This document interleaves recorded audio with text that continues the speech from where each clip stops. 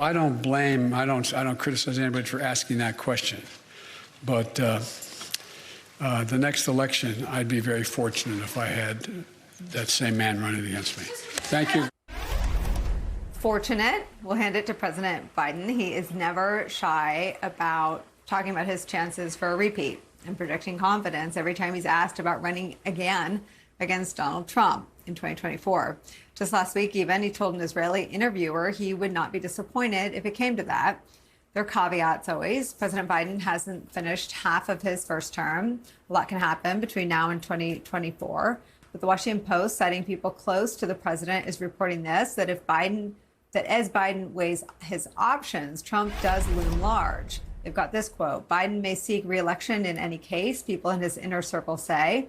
But if Trump runs, Biden is far more likely to do so. And if Trump holds off, it will be far easier for other Democrats to approach Biden about letting someone else take on a younger Republican nominee.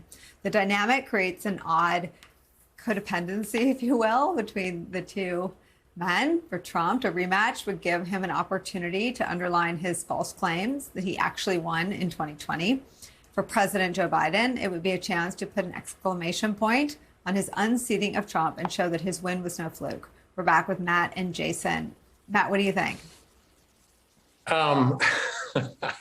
Here's what I think. Everybody can speculate whatever on, I have no idea what's going to happen in 2024. I have my theories and I think, but listen, the house is on fire. Why are we arguing about what color we're going to paint the walls when we rebuild the house and put the fire out, right? I have no understanding why Democrats or anyone and the media, we're approaching the 100-day out from a midterm.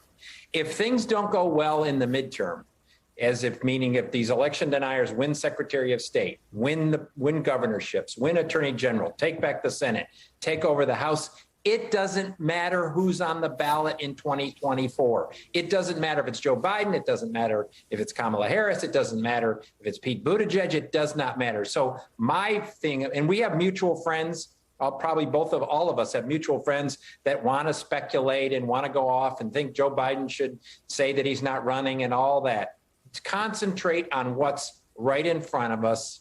The House is on fire right now. We're almost 100 days out from a midterm election, that if it goes badly for the Democrats, it doesn't matter who's on the ballot in 2024.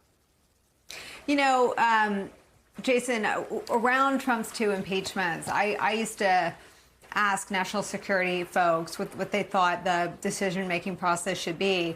And they answered it similarly. They said, if this, then that. I mean, if he held military aid over an ally at war with Russia because he wanted dirt on a Biden, then you impeach him, politics be damned. I mean, and you paint with the biggest brush and the brightest colors, if the choice is as stark between the two parties, Matt's got a point. What difference does it make who's at the top of either ticket? It really is a choice between whether we want to continue to live in a democracy.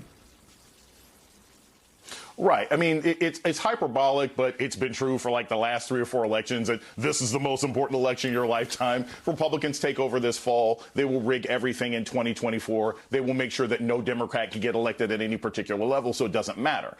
But what strikes me about this, Nicole, which I find rather disturbing, is I remember like 1,000 years ago when Obama looked really, really weak coming out of the end of 2011, and he was being outsmarted by Boehner. And there was a Washington Post article said, he should step down, let Hillary Clinton come in.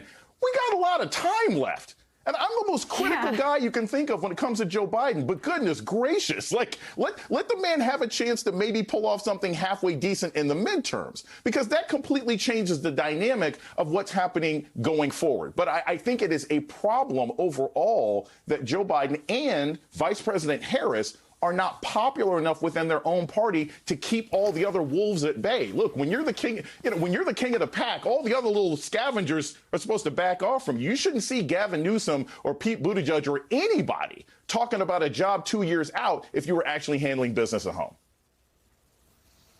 Some brutal truths from both of you. I'm grateful to you both. Matt Dowd, Jason Johnson, thank you so much.